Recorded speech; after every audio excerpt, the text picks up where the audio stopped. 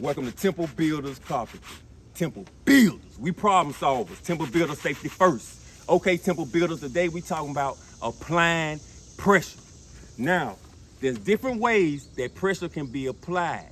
For example, everyday life or everyday stressful obstacles of life is one way pressure can be applied. All right. Now, it's up to you to not break up under this pressure. All right. So just like the old saying goes, fight fire with fire. All right. So when pressure gets applied by life, you need to return the favor. So you might ask, Temple Builders, how do I apply pressure? You apply pressure by being successful. Success is how you apply pressure. Success is the best revenge since life initiated this conflict. Okay, let me show you something. Look right down here. Now, this is a time in my life when pressure was being applied, okay? This is my basic training platoon.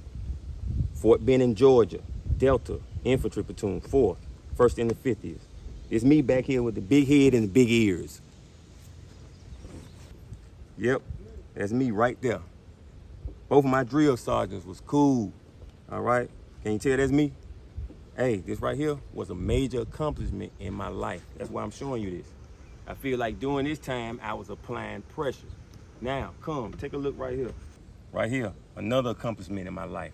This is my journeyman's card, okay? The red tape, I'm covering up my name.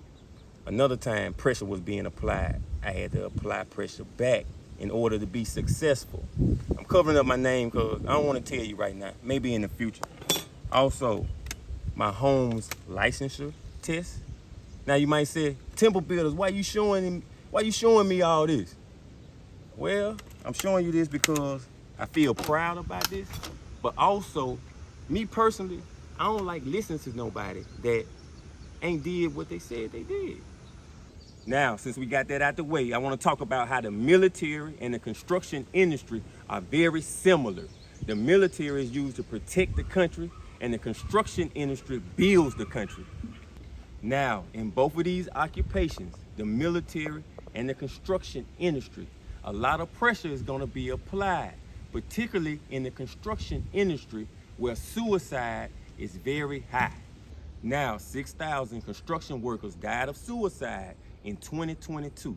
This is more than OSHA's Fatal 4, okay? OSHA's Fatal 4 is falls, electrocutions, struck by, and caught in between.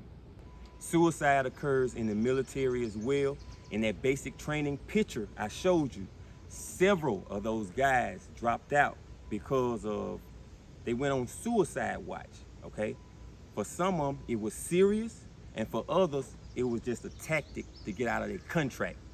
Now, if any of you guys is feeling this way, I advise you to go seek professional help. Now, the point of this video is to develop and maintain mental toughness. Now, since several of you guys told me that you like my Army stories, I'm gonna give you an Army story about a guy that folded under pressure. Okay, he displayed reckless, unpredictable behavior. And by me telling y'all this story, hopefully you can get an understanding of what mental toughness is. Now, I'm gonna tell you a story about a time that sticks in my mind, okay? You know how some things are indelible or tattooed in your memory. This is one incident that basically stays in my head, okay? Now, when I was in the military, this was the first time I got to fly. I was a private, okay? I was flying from Fort Benning, Georgia to California, Fort Irving for NTC. I know you military guys know what NTC is, right? National Training Center, okay? Now this is the Mojave Desert.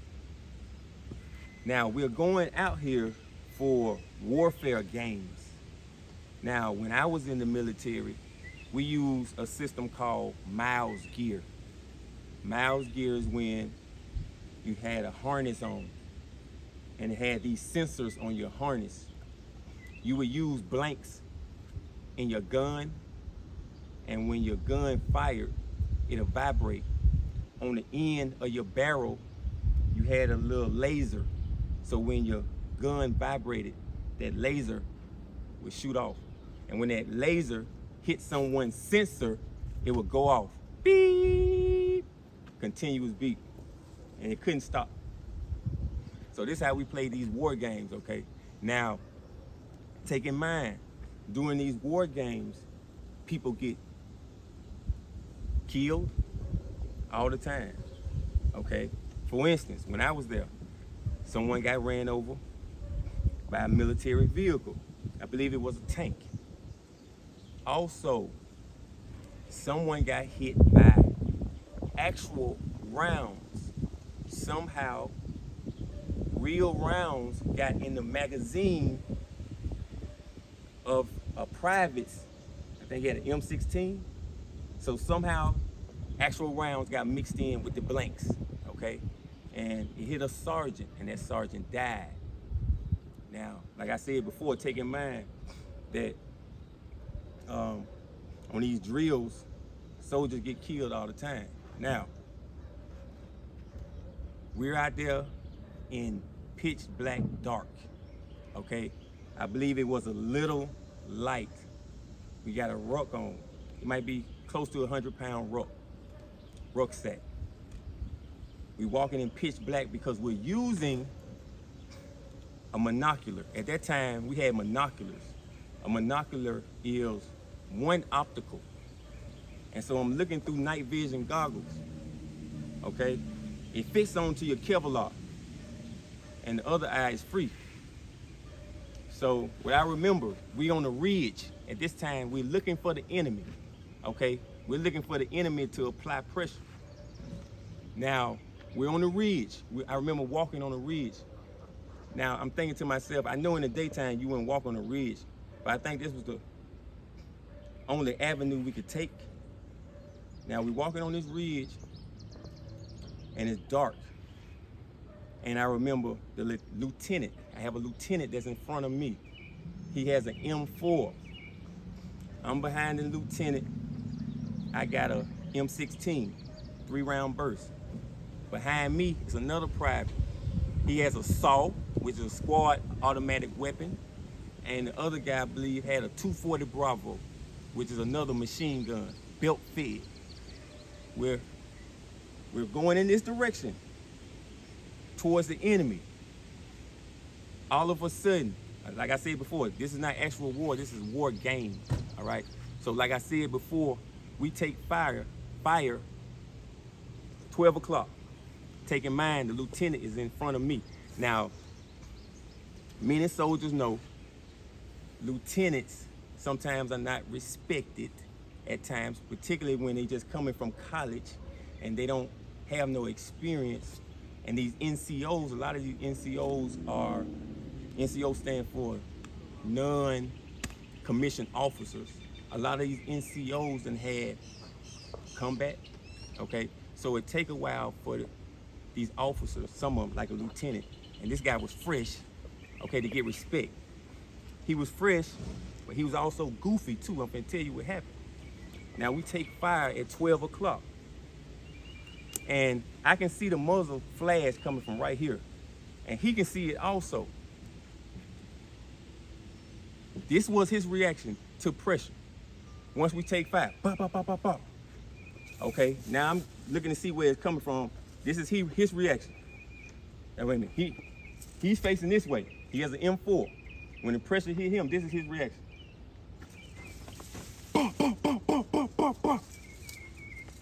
I was shocked. I still remember that to this day.